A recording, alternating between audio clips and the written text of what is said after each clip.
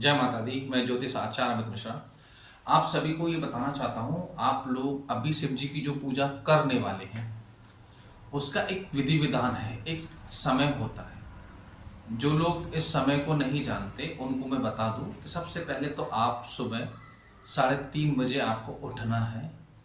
उसके बाद आप नहाना, आपको स्नान करना, पवित्र होके यानी 4 साढ़े 4 तक आप फ्री हो जाएंगे और आप एक स्थान पर बैठ जाएंगे।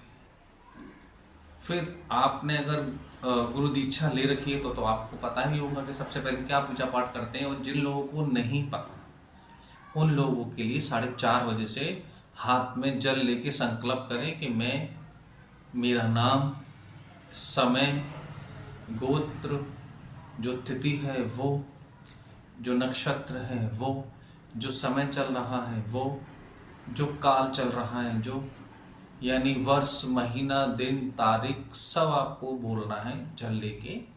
और अपनी मनोकामना या अपनी इच्छा लेके वो आपको शिव जी पे अर्पण कर देना है, ये कहते हुए कि मैं अपनी इस इच्छा के लिए ये व्रत रख रही हूँ या रख रहा हूँ, मेरी ये इच्छा संपूर्ण करें या पूरी करें।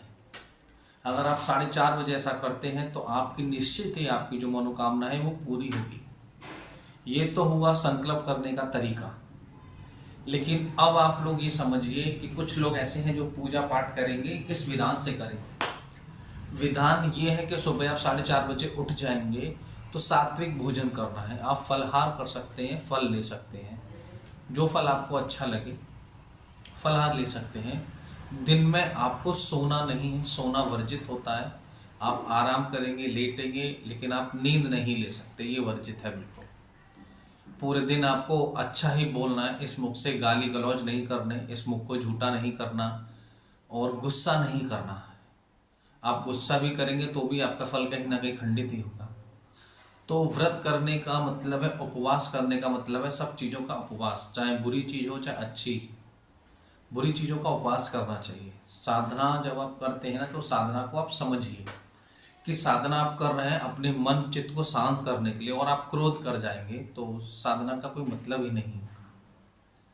तो जो लोग व्रत रखने के लिए तैयार हैं वो लोग इस तरीका को समझ लीजिए, जो तरीके आपको बताए जा रहे हैं। सुबह 4:30 बजे आपको संकल्प लेना है, उसके बाद आपको सात्विक रहना है, सात्विक भोजन करना है। संध्या कालीन जब आप आते हैं तो शिव जी की जो कथा है वो आपको पढ़नी है, वो आपको बताना है, आराधना करनी है। पूजा पाठ जिस विधान से होता है वो आपको क्रमवश करना है। पहले आप चालीसा पढ़ेंगे, फिर उनकी जो कथा है वो पढ़ेंगे। आपको मालूम है कि शादी के लिए जो तैयारियां होती हैं वो शिव जी की तरफ से, लेकिन आप तो व्रत है ना, तो आपको व्रत जगह करना पड़ेगा। रात को व्रत जगह यानी रात को भगवान जी के नाम स्मरण, कथा जो भी आपको ठीक लगे, रात भर जागरण चलता है उस दिन, वो जागरण भी आपको करना चाहिए और करना पड़ेगा, तो आपको और अच्छा फल मिलेगा। कुछ लोग व्रत रख लेते हैं 9 बजे 10 बजे और सो जाते हैं, नहीं। जितना भी समय आपको रात्रि में मिले आप उस पर जागरण करिए, भगवान का नामकरण कीजिए। नहीं कर सके तो माला 10 मालाएं आप ओम नमः शिवाय की जाप की भी कर सकते हैं। उससे भी आपके जो पूजा पाठ करने का एक अलग ही आपने जो संकल्प लिया संपूर्ण हो।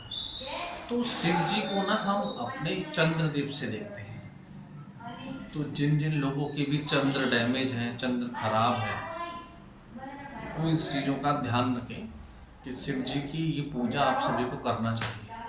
आप जलाभिषेक भी कर सकते हैं, रुद्राभिषेक भी कर सकते हैं और उनको पंचामृत स्नान भी करा सकते हैं। आपको जैसी जितनी जानकारी है आप ऐसा कर सकते हैं। और अगर आपको और कोई भी जानकारी चाहिए इस चीज़ में कि शिव जी की पूजा में और क्या क्या कर सकते हैं तो आप मुझे कॉल कर सकते हैं। मेरा व्हाट्सएप नंबर आपको मालूम ही है। इंस्टाग्राम पे मैं हूँ, फेसबुक भी मैं चलाता हूँ और अपना यूट्यूब भी है मेरा। तो आप ज्योतिष ज्ञान चैनल पे, वैदिक ज्योतिष ज्ञान चैनल पे भी आप उसको देख सकते हैं। तो जिन लोगों को और कुछ भी जानना हो शिव जी के बारे में वो मुझे कॉल कर सकते हैं इस नंबरों पे, और मैं उनके सवालों का जवाब देने के लिए तैयार बैठा हूँ। खास ही खास उस दिन संडे है तो मैं आप लोगों के लिए स्पेशल उस रात में जिन जिन को भी अपनी कुंडली दिखानी हो वो मुझे 2 दिन पहले मेरे व्हाट्सएप नंबर पर डिटेल्स डाल दें ताकि मैं उन्हें कुंडलियाँ अच्छे से जान सकूँ। और उनके जीवन में कुछ ना कुछ चमत्कार तो ला ही सकते। मिलते हैं नेक्स्ट एपिसोड में। जय माता।